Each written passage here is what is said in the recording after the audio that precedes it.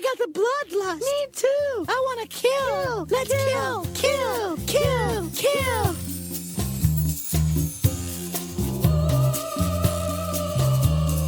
Hello, listeners, and welcome to the Bloodlust. This is your go-to podcast for classy broads talking horror since 2014. This is episode 294 of the program. Tonight we are talking about 28 Years Later, the Bone Temple. Generally, listeners, movies with colons in the title don't end up being that great. You take that back. I won't. Bloodlines? Okay, that's another exception to the rule. 2 for 2. You're right. My name's Amy, I'm your fearless leader, joined as always by my lovely and talented co-host Kay. That's me. Yeah, talking about franchises, sequels. I love a franchise. Scream 7's coming out in February. That's right. As a birthday present for me. Yes, it is. It's very exciting. Another exciting thing in our lives, listeners, is we are playing host to some little sassy siblings. They're not that sassy yet. Not yet. They will be, I Yeah. assume. We have a couple foster kitties. We got one the other day, and she was lonely without her sister, so her sister followed the next day. Yeah. Yeah. And they're just cute little petite kitties. Lots of cuddling. It's very cute. Yeah, they're just sitting up in a little, very high tower, judging us, basically. Judging us for having dogs, which they have not officially met yet, No. but the dogs do stand at the gate and... Push their little snouts through. Yeah. Yeah. Question. Lots of questions. But it's very cute. So maybe we'll share some pictures of them at some point. Before we start talking about 28 Years Later, the Bone Temple, let's check in with horror homework. All right. See what we got going on. We visited Japan for this episode. We did 1999's Audition, directed by Takashi Miike, and 2000's Battle Royale, directed by Kinji Fukasaku. One of them, we cheated, and it was dubbed. Yeah, I was really excited that was an option. Yeah. Yeah, we got to watch Battle Royale dubbed. And I think Kay was all the better for that, right? You were pleased? Yeah, I was pleased. Well, let's go with the earlier one of the two first, Sure. if that's okay with you, and talk about Audition? Okay. Okay. This one is available on Canopy currently, or you can rent it. Ready? Yeah. Oh, okay, I'll go. All right. Audition. Shinharo is a single dad living with his teenage son. Both his son and best friend are on his ass to get himself a wife. His best friend is a casting director and comes up with the perfect plan. They're going to say that they're casting a wife role for a movie. Audition 100 women and Shinharo can take his pick. As he's going through these actresses' CVs, Shinharo really focuses in on one woman, Asami, and basically pays zero attention to anyone else on casting day. They go on a few dates and we get a glimpse of Asami's apartment comprising of one large sack and one telephone that she sits and stares at, waiting for Shinharo to call. But that's not the only suspicious thing we learn about her.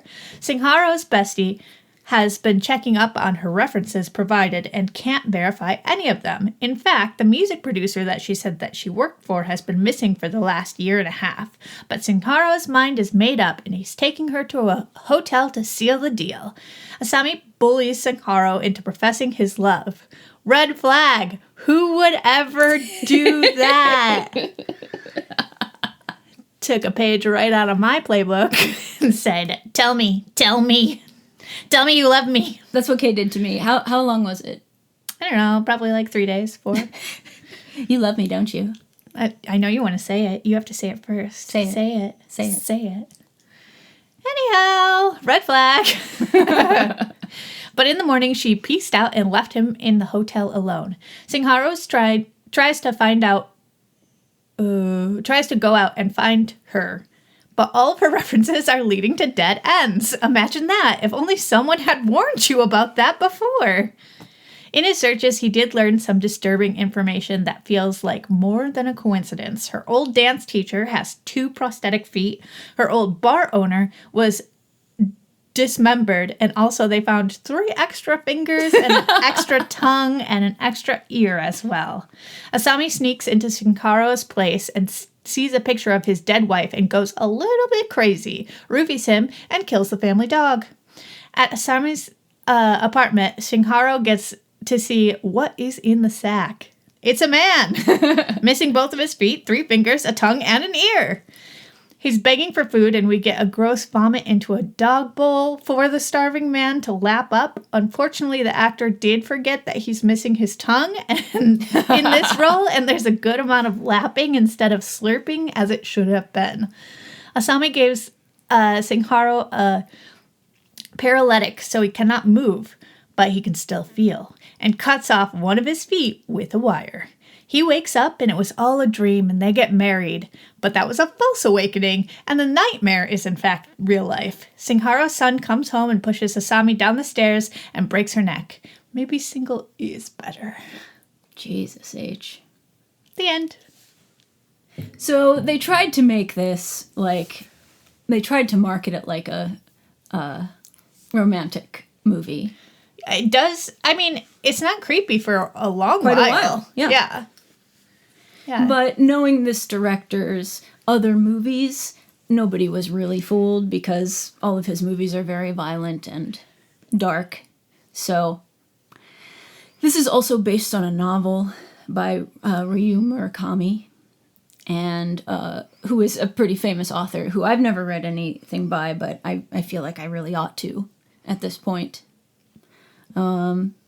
This is kind of credited by some people as kicking off like the torture porn genre. Sure. What'd you think of Audition? Wire cuts through the bones so nicely. Kitty, kitty, kitty, kitty, kitty. Oh my Did you God, forget? I forgot. Kitty, kitty, kitty, kitty, kitty. Kitty, kitty, kitty, kitty. That's when she's putting acupuncture into him and like doing it on all of the most sensitive parts, and she just keeps saying like deeper, deeper, kitty, kitty, kitty, kitty, kitty, kitty. That's creepy. Yeah. I liked it. I like it too. I don't like that they kill the dog. Yeah. That upsets me because it's a cute little beagle. Yeah. But taking out the tongue and the ears and the 3 fingers, the and extra both the stuff feet found at the crime scene, that's great. It's great. I think this movie is very funny. They didn't find extra feet at the crime scene, so I think that she gave his feet to the dance teacher? instructor in those weird boots. I wondered about that too. I also wondered, I didn't remember in this one that like her story changes. Her upbringing kind of when you get like the second time around after the stuff is kind of revealed and then you hear her talking about her childhood. It's awful. Right. Well, throughout the whole thing, you're kind of in and out of this dreamlike state, so I don't really know if like what he's remembering is really what she said or if he's just kind of trying to fill in the blanks, or I don't know, because even at the end she's repeating a lot of the lines that she said throughout while she's dying. But yeah, the first time that they went on a date, she straight up he was like, how's your family? Oh, they're fine. They just got a new house. My dad likes to golf, so they move closer to the course. Right. And then the second time, that is not how that played out. No, she had a horrific childhood and was tortured by her dance teacher. Right. Who might have also been her dad? I don't know. I didn't get that. It seemed like he had weird, lecherous motives towards her. Well, yeah. He burned her with some incense sticks. Yeah. Very close to the pelvic region. Yeah. Yeah.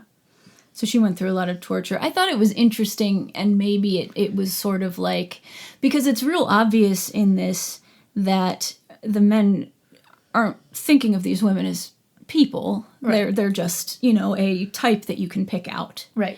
And so I kind of took it to be like, he wasn't paying any attention to what the hell she was saying at the beginning. So it was just like, meh, meh, meh, meh, meh, meh, meh, meh. And then later, once he was like, oh, fuck. Putting it all together. He went back and was like, oh, wait, she had all this weird baggage. I should have been paying attention to this. Yeah. That was kind of what I got, but I don't think I picked that up at all the first time I saw this. Mm. But I think this movie's interesting. It always felt kind of like a feminist movie to me because they were trying to pull something over on this woman and didn't think that didn't stop to think at all what her interior life or she was about. Yeah. Yeah, and all those women just waiting to go through casting for a movie that's not real. Like, This is my profession. You just got me sitting here. Cool. Love it. Yeah, so I recommend this one. It is pretty violent and gory and torture porny. But it's also kind of a good for her movie. In a way. Although she doesn't make it. Good for her-ish. Yeah. Not good for the dog. What would you rate this? I'd give it a 3. A 3? Middle of the road. Liked it enough. Didn't dislike it. I'd probably give Audition a 3.5, which would be a 4, but they killed the dogs. Right. However, I read that in the book, the dog murder is much worse. So that's nice of Takashi Miike to spare us, because she also, like, cuts the dog's paws off with the wire and stuff. Obsessed. Yeah. She loves cutting with the wire. She loves it. It really cuts through the bone. so easily. Okay, let's talk about Battle Royale from 2000. That one's on Canopy, Hoopla, Tubi, all kinds of places. And it's available dubbed if you watch it on Canopy. If you're into that. All right, Battle Royale. Battle Royale is an annual game conducted to curb juvenile delinquency by choosing one junior high class to fight to the death over the course of 3 days. They each get fitted in an explosive collar/tracker and are given a backpack with a map, supplies, and one weapon. Wow, wow, wow, do these weapons vary in usefulness. Some of them get a gun. Some get a lid to a soup pot. That's right. That's all you need. And we're off. In the first 6 hours, 12 of the students die, 4 from suicide, which is absolutely the way that I would go out.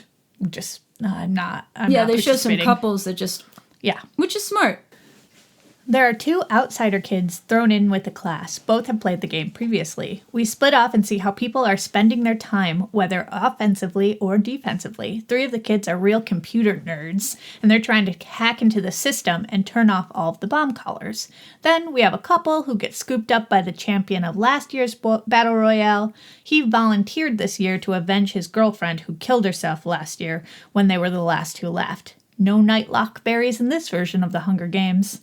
There are 5 girls playing house in a lighthouse determined not to participate, but when they have the wounded boy of the main couple captured, the poison comes out. This backfires and one of the girls eats his portion and a shootout ensues. He escapes and gets back to his girlfriend and last year's winner. The nerds do get into the system and do a reset so the trackers are not working. More deaths, crude mural of all the kids dying, and then the couple escape on a boat. They're declared fugitives by the Japanese government, and then there's some epilogue about a teacher and a student having ice cream. I don't really remember that. There was also that one girl that we really liked. Yeah.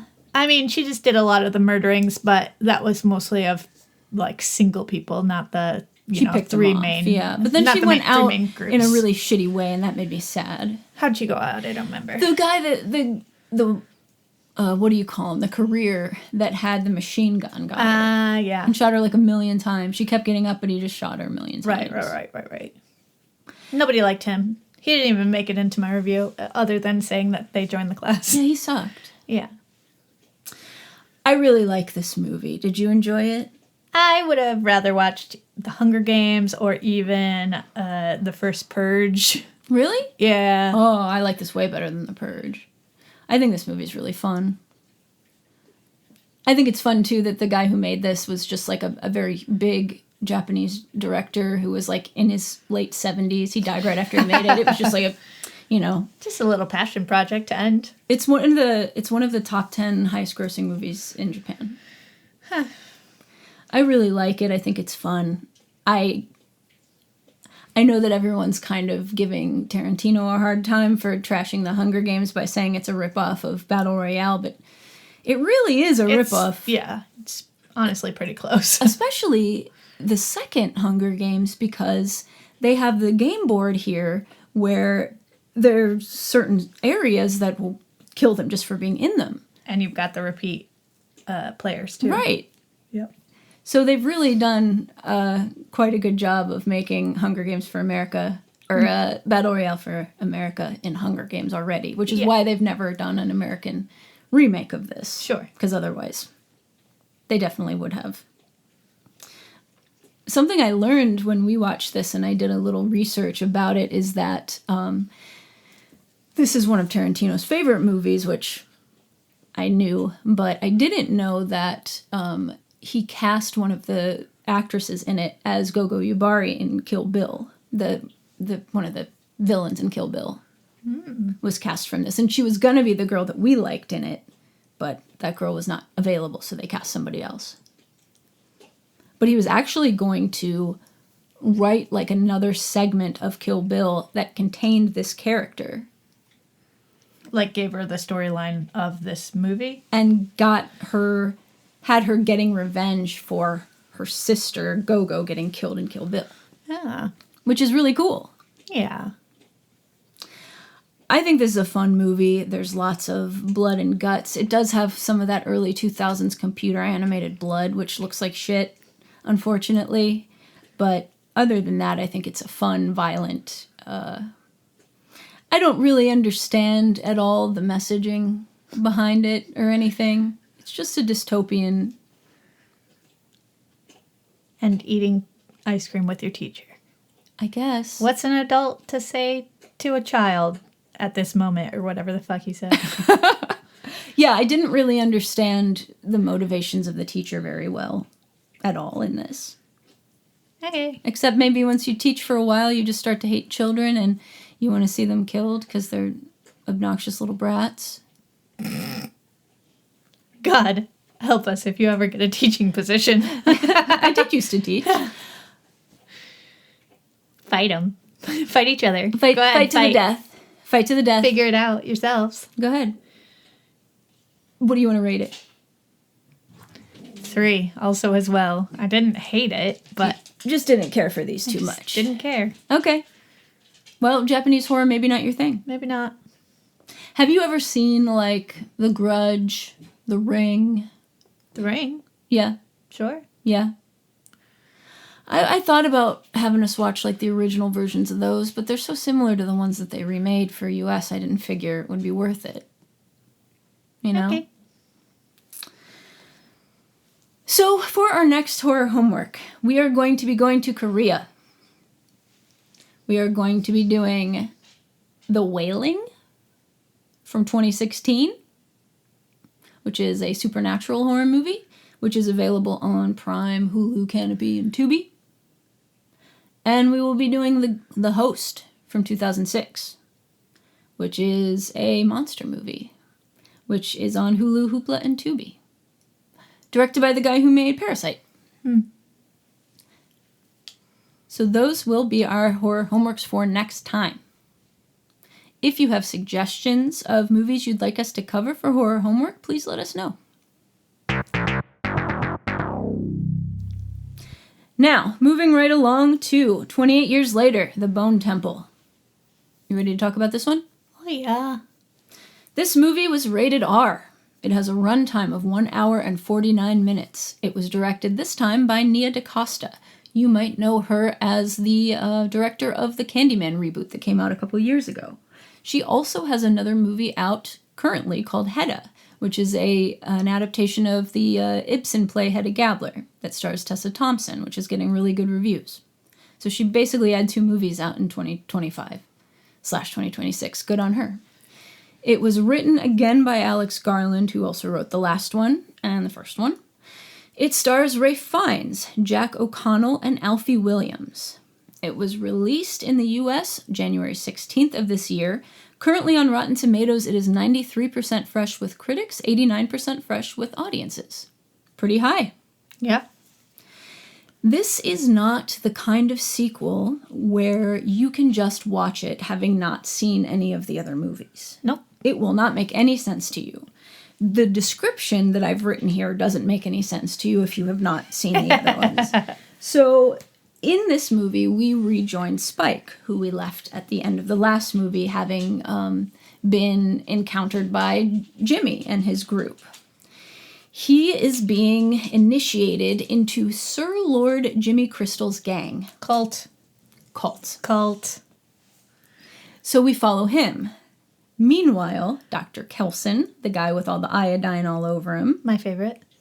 bonds with one of the alpha zombies, Samson, and attempts to counteract the effects of the virus. So that's all that really happens in this one. It doesn't really move a lot of plot forward, I guess. Although there wasn't a ton of plot moving forward in the last one, I guess.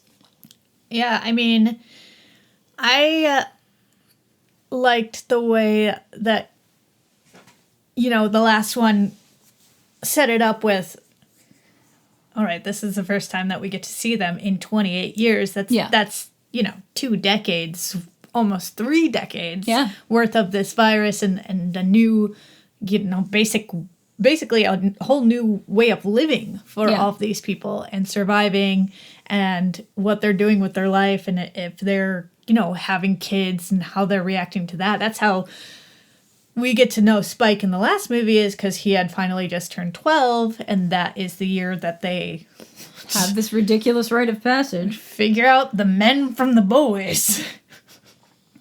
Too young, I'd say, but it's a tough world out there. Right. They got to know how to defend themselves. That's true. But yeah, I agree. There's not a whole lot of moving forward. I am happy that we got to see my 2 favorite characters again. Excuse me, my 3 favorite characters. Wait, so Dr. Kelson. Yeah. And Spike. And Spike. And Jimmy? Alpha's dong.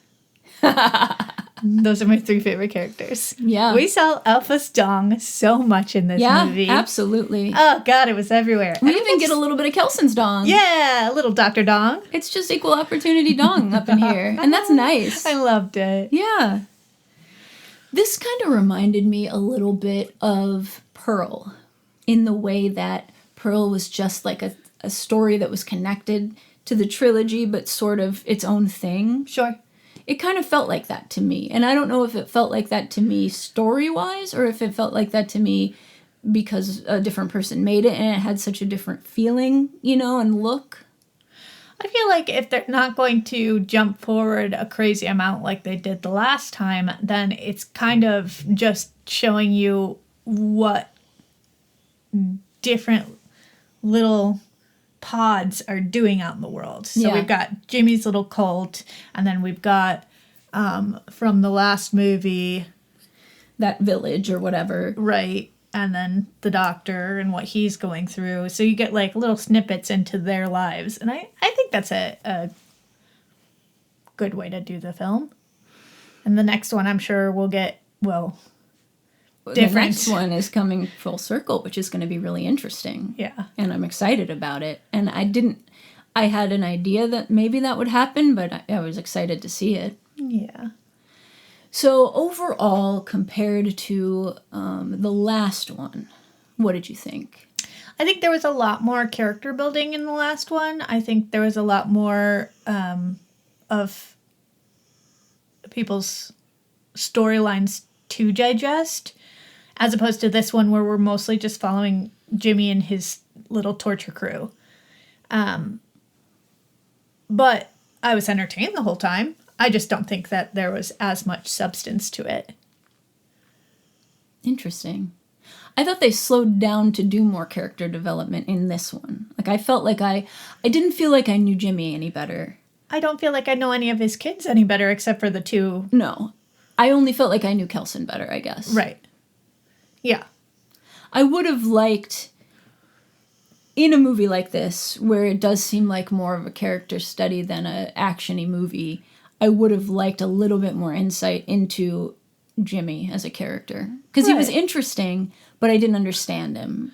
Yeah, I mean, you've got his dad, who Was a preacher, right? And you get to see some of, like, what he holds on to from life before. But, I mean, he was only 8. Right. So, yeah, he's obsessed with Teletubbies, because that's the last, like, entertainment that he got. Right. So it would be about hilarious. religious dogma and cartoons. Right. And that's what it is. And did you pick up that it's got to be some kind of reference to Jimmy Savile, That's correct. but not like why would he know about Jimmy Savile? Not in the movie. That's the director's doing. Okay. It's like his little outfit, and I think he even used one of the catchphrases. I watched a documentary on that. I watched guy. one on him too, but I don't remember. We're not in the UK, so it doesn't hit us as hard. No. But yeah, But I'm definitely. sure it's meaningful for people there. Right. There was definitely some sort of catchphrase that they were glomming onto that he used. It wasn't How's That, right? Yeah. I think that's it. Really? Yeah. Oh. Okay. I really liked that. The How's That. Yeah. So, listeners, if you don't know, Jimmy Savile was like a TV, like a MC for television who did a lot of stuff, like charitable stuff with kids with special needs and kids with, from, bad homes and things like that. And it turned out that he had been sexually abusing them. I think that's why they kept calling it charity as well. All of his aggressions. I see. Okay. Yeah, I don't think that the character in the movie knows. I think that's the director doing Okay. nod, wink, Yeah, because I wink. wondered how he would have, No, he wouldn't have. In 2002, like, the allegations hadn't even come out yet. hadn't they? No. Okay. No. Okay. What did you think about the initial opening scene of this? Because personally, I really liked it. We started off with Jimmy saying you have to fight to the death or else. Yeah. And then Spike Sitting up ends on his up, little throne. and Spike ends up mortally wounding this kid. And I thought that scene was really good because Yeah. it felt very realistic and not action movie, and just the amount of time it took for him to bleed out, and the kid just, the helplessness that the kid felt as he was waiting. And it really showed you that Jimmy isn't going to step in and help. It was a battle to the death. Great, you're dying. It doesn't matter if you were one of mine from before. I need my strongest fingers Right. to do my bidding or whatever. My charity. My charity. That's right. I liked that scene. I thought that was really good. Yeah. There isn't a lot of there's a good amount of violence in this, but that scene I thought was very affecting, the way that the violence was shown. Do you think it was accidental, or he knew that artery he was going to hit it? No, I don't think he did it on purpose. I don't think so that either. kid has it in Yeah. him. At least not yet. Right. Yeah. What did you think about the different look and feel of the movie? Could you, if you hadn't known, would you have known, if I hadn't said, would you have known it was a different director? No, I don't think so. I think it worked well together. Although we didn't watch it again before. No, We and should we have. should have. We should have watched the first one before we went to see the second one yesterday. Yeah, you're right. To me, just based on what I remember of the first 28 Years Later, I liked the way this one felt more. I thought that Danny Boyle has much more of a fast-paced style, and this was a little bit slower. I remember a lot of the action sequences in the first one I didn't really care for. He did some different stuff with how arrows were going into bodies and stuff like that I didn't really like. I think it was very interesting that this movie, the threat wasn't really the zombies. There was hardly any threat from zombies. The threat was Jimmy's crew. Mm-hmm. And we got a couple of stragglers. Yeah. And And that was it. it was mostly Alpha taking him down. Mm-hmm. Yeah, I thought that was very interesting. The threat didn't feel the same. It didn't feel like we're fighting for our lives and we've only got a certain amount of time when the tides are low to get it over. Like, yeah, no, it didn't at all. In fact, there was that one scene with the Jemima or whatever. Yeah. Where she just, like, basically doesn't even break stride and kills that zombie. she does it twice. It's, like, not... Yeah. It's not even a big deal to them anymore. Just make sure you close your eyes, close your mouth so that you can't get the blood in and just keep on going. Yeah. Yeah. And I don't know if that's just because we're with the, like, super strong death cult, and so they're not afraid of it. But how are they even super strong death cult? They're just kids. Well, they only seem impressive at the end of the last movie. They don't even seem impressive in this. I mean, I guess they kind of do, like she does when she does that. But I think Jimmy's just trading them in and out and in and out and in and out all the time. I think that they're the best of the best because they have to keep fighting for their spot. Yeah, that makes sense. I also liked all of the 1 million references to the biblical shit. There's a lot in there. There's so much. I'm sure you caught lots more than me. Do you want to start or do you want... No, go ahead. Let's hear them. All right. Well, we've got, obviously, Samson. Sure. Samson's from the Bible. He's known for his super strength and his long hair. Yeah. And that's why he said that he named him that. Because of his beautiful locks. There is a story in the Bible where Samson, takes apart a lion with his bare hands. What? Yeah. And that's why I thought it was very cool when he's, like, pulling the heads out, like, spine and all. I'm like, oh, yeah, you are Samson. Yeah, you are. I would just like to interrupt for 1 second to ahead. say that I was impressed that this movie actually has a zombie eating a brain. Yeah. Because you never see that. He knocked it open on the tree like a coconut, and I loved it. He was just sitting there thoughtfully eating a brain. I loved it. Anyway, it was all in his beard. Yeah. It was gross. It was gross. 7 fingers for Jimmy's cult. There's 7 why can't I say angels? Probably because angels. You're unholy. Yeah. Well, I kept trying to say angles. Like Arch a triangle. angles.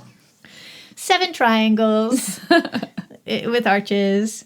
Also, when Samson realizes that he's naked and he covers up, that's bringing back his humanity, but also it's like, Adam and Eve in the Garden of knowledge and the shame. The knowledge of good and evil. Yeah. And then, obviously, Jimmy dying on the cross, even though it's an upside-down crucifixion, like, whatever. But then he also says, Father, why have you forsaken me? Which is what Jesus says when he dies on the cross. Right. Yeah. I think that's all I got. That's all I got. A resident biblical expert. Yeah. I was like, I'm definitely going to remember all of these. I'm sure there's more that I just forgot from yesterday. There's probably more, but I think this was definitely the best looking of the movies. Personally. The, especially the, like, metal show at the end. Yeah. Looked so badass. She used some of Danny Boyle's little camera tricks, like the GoPros mounted on the zombie, like when they show Samson and they have the shaky kind of camera on him. I thought that was really cool. Yeah. But it wasn't flashy and choppily edited like the last one, and for that I liked it. I didn't like the music as much in this one as I did in the last one. That was my favorite thing about the last one, and I wish that she had also used Young Fathers instead of the Icelandic dude that she used, but... I was still moving and grooving in my seat. I definitely remember dancing. What do you think about the jump scares? Because she really, like, hammered the shit out of those jump scares. Like, the audio cue for those was so loud. I think our theater was especially loud, because even in some of the previews, I was just like, this is loud. Or we were just closer than we usually are. I don't know. It was wild, though. Yeah, it was crazy, but very effective. Yeah, she got me on a couple of the jump scares. I got jumpy. Yeah. I got jumpy. I liked his little hobbit hole. Yeah, his area. I liked how he decorated it, how he had some creature comforts from olden days. Mm-hmm. Yeah. This movie made me think like I have been kind of lately about physical media. And, you know, what if all I had to ride out the rest of my life with was like 2 Duran Duran albums? I like Duran Duran, but I mean... Amy straight up was like, well, we'll just have to get a generator. That way we can play DVDs. I'm like, babe, that's not what the generator is going to be for. Yeah, but... No, but that's what I'll use it for. Yeah. Yeah. When gasoline is finite, fuck it. Who cares? You know what I noticed is Andy Serkis's son is in this. Andy Serkis is the guy who played Gollum in the Lord of the Rings movies. He does a lot of like motion capture performances.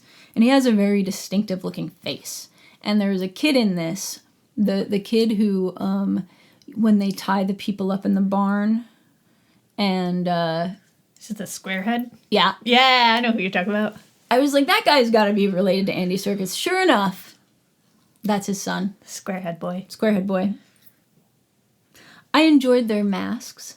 Yeah, It with the like teeth on them. They used like the shoes and they cut the shoes apart. And yeah. That was cool. Yeah, the masks were really cool. The teeth being added to the mouth part was gross, but I liked it still. I liked that Jimmy had pretty fucked up teeth. That was very realistic. They should all have very fucked up teeth at this point. I like that Jimmy also wore a tiara the whole time. Yes, I enjoyed that too. So cute. The Prince of Darkness. What did you think of the performances of the acting? I mean, I think that Samson did a really good job. He obviously didn't have any lines until the very, very end, but he still conveyed so much like thought and emotion. That guy's a former MMA fighter. Is he? He's 6'8". Jesus Christ. I watched a huge. interview with him and Ralph Fiennes about how they bonded because most of their scenes were together, so they have a little bromance going, which is very cute. Yeah, especially when he was like starting to get his humanity back, and he's like, he smushed the blackberry and then wiped it on his little thing, and then he went and he washed his hands like for the first time in 28 years.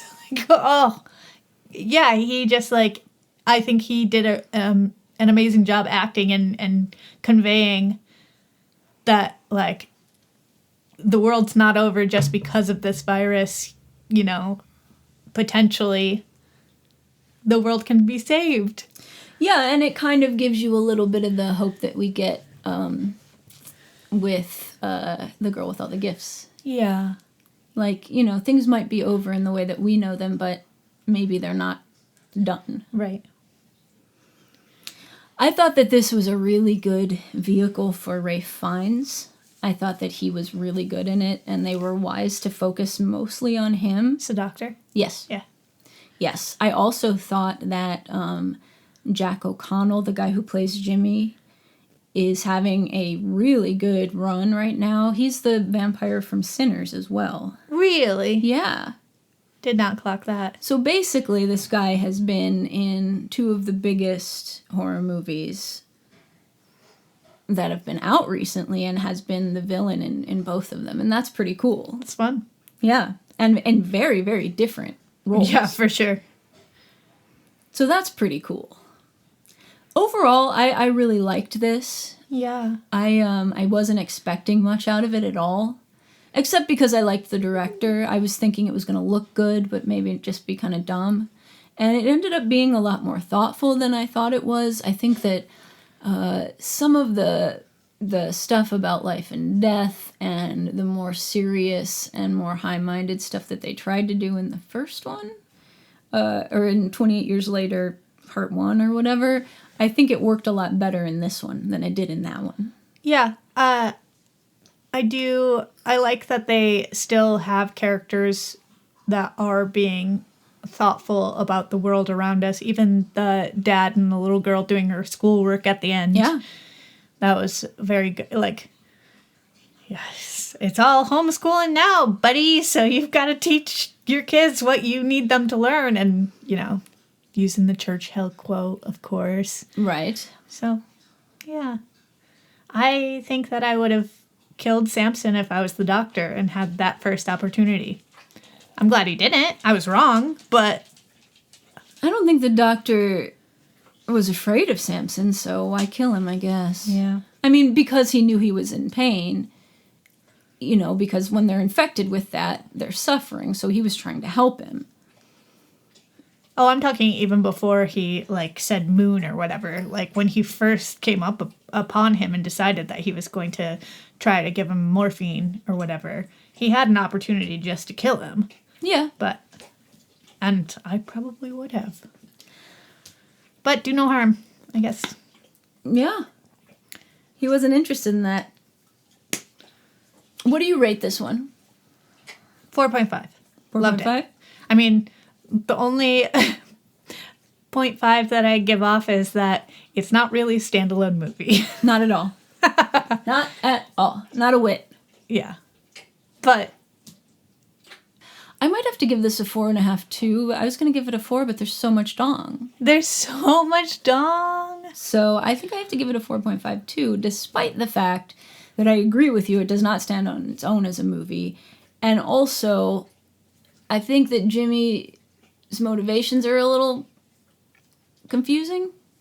But other than that, I think it's really good. It's a weird little entry into this franchise. How far along in the movie were we before you realized that all of the kids' names were also Jimmy? I don't know. It's funny. How far were you? In the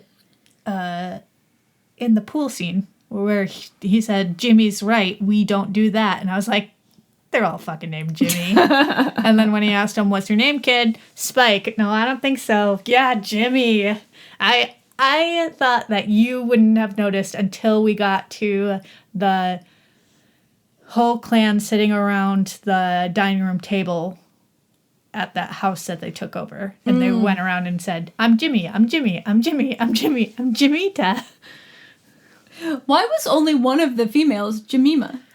And probably because she said that she wanted to be. I guess. And none of the other ones questioned it. They were just like, I'm Jimmy, all right. Fine, I'm Jimmy. I'm Jimmy. I think I kind of knew that going into the movie, that they were all named Jimmy, so I didn't think about it. Okay. We're going to have to talk about some spoilers. Spoily. There is no after credits sequence in this. No, we stayed. I would say go see it in the theater, though, because it's got nice sound design and stuff. Yeah. We saw it in a nice big theater. Not filled. No. Jesus. No, I think there was maybe 20 people in there. On opening night, or opening weekend? Yeah. That's pretty sad. And we didn't even go to an early bird. We went to a 7 o'clock show. That's unlike us. I know. Well, I recommend that you see this in theaters. I thought it was good. Spoilies. Let's spoil it now. Okay. Okay, so Jimmy, one of the Jimmys sees the doctor with Samson, and all of the stuff that Jimmy has said about his dad. He thinks his dad is Old Nick or the devil. Yeah. And so this girl is like, oh, I saw your dad. He's cavorting with the demons, blah, blah, blah. And so Jimmy's like, well, maybe this is my dad. And he goes and, like, talks to Ray Fiennes and is like, I need your help with this or else I'm going to kill you. So Ray Fiennes is like, what the hell? What am I doing? I could put on a show. So he proceeds to light And boy, does he. 300 lanterns over the course of a day just to make this place beautiful. And meanwhile, he is, like I said at the beginning, trying a bunch of drugs and stuff on Samson. So he'll drug him and then they'll sit together and like bond and stuff. And he's like, well, I'm going to try this because I think there's psychotic aspects to this. So I'm going to put antipsychotic medicine in. And so he gives it to him and it does help him. Right. And he's... I guess the science of the movie is that it doesn't take away your soul or your brain. It just is... It convinces you that harm is everywhere because they're killing the babies. And if you were in the right mind, then you wouldn't also kill babies because they're not a danger to you. They think harm is everywhere. and it's kind of like a fog over their brain, so they can't use their brain, but it's still in there. So it works on him. And then when it does, it's really interesting because we see him kind of flash back to the beginning of the outbreak when he's a child. Yeah. And is sort of like, whoa, where am I? And then what happens to him? That's it for him. Eventually he'll go back to the way he was because the medicine will wear off. So that's kind of sad. Well, he's got to, hopefully he can get back to, he comes back to the bone temple because Jimmy sees him coming up and ascribes horns and he carries red to him, and the he doctor thinks that away. He's the devil, and that's why he's saying, "Father, why have you have forsaken me?" Because he's talking to Samson, who he believes is the real devil. Yes. So while he's still in his right mind, he's got to find the doctor's notes because he's been taking notes the whole time. Yeah, but this guy's not a doctor. He's got a education from when he was 10 or something. Yeah. I don't know. I don't know how they're going to continue on curing. They may never do it. And that, to me, would be really interesting. If it's like somebody found it out, but... No! Bring back the world! Nope. Well, the world still exists, don't forget. Yeah. Just not England. Yeah. So, okay. That's what happens with the doctor and Samson. Yeah. With Jimmy... The doctor does all this stuff. Jimmy ends up getting stabbed by Spike, right? Yeah. Yeah. But not before he stabs the doctor and kills him. Right. And then Spike and one of the girl Jimmys... Spike's girlfriend! Yeah, run away. And they run... But not before crucifying him and putting him up on the cross. They crucify Jimmy, which is great. Upsy-downsies. Upsy-downsy style. But then... They're running and being chased by zombies. And who do we see but Jim from the first movie? Yeah. With his daughter. God damn it. Couldn't they think of a different name? Stop it. Yeah, no kidding. Yeah, so. And the daughter says, should we help them? And then her dad says, of course. Of course. We should always help. And they threw in a little bit of something about fascism. Yeah. And thank God fascism was squashed back then. And we never have to worry about it again. Well done. Yeah. So it's very exciting to think that we are going to be back with Jim. I hope that his love interest is still alive. I loved her. Right. But we didn't see her. But that doesn't mean anything necessarily. She could be out. Let's hope. Yeah. Picking berries or some shit. Running the town. Just running. Running shit. Yeah. She would have been running. I thought you said running into town. Yeah, maybe just running. She just had to go get a few things. Maybe she needed eyelash extensions. I don't know. She just had to run into town real quick. Just run into town. Today was her blowout day, and she can't miss it again.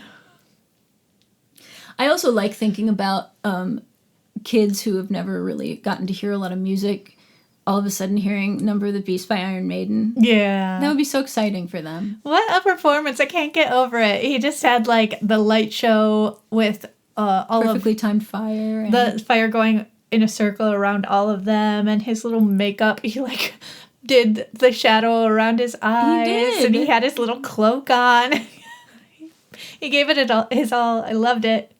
I was so excited for you that it turned into a musical moment. I know. Well, even when I was looking at some of the bone structures, I'm like, what an interesting guy who is so, right side of the brain and left side of the brain at the same time. Like, so creative. What a cool man. He's a polymath. And then he just like kept leaning into it. And I was like, this is my guy. This is our dude. Yeah.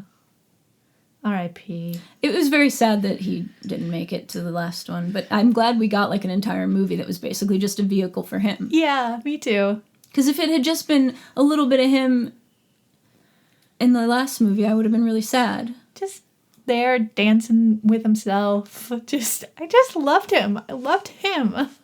Me too. And honestly, the Jimmy stuff, it was it wasn't as bad as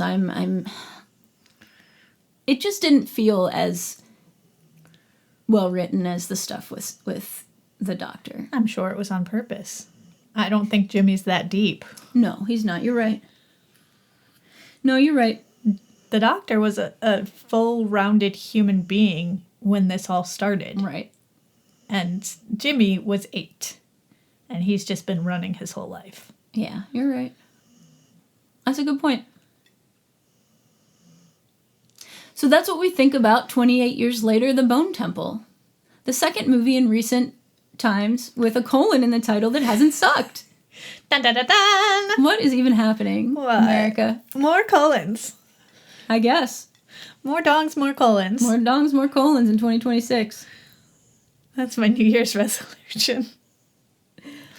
What have you been reading, my love? Oh my goodness. Well. The one that I want to recommend is my first 5-star of the year. Okay. It's called Suffer the Children by Craig DeLuey. Oh, yeah. And it is another, like, zombie situation. Okay. There's a devastating illness that kills all of the children in all of the world at the exact same time. Nice.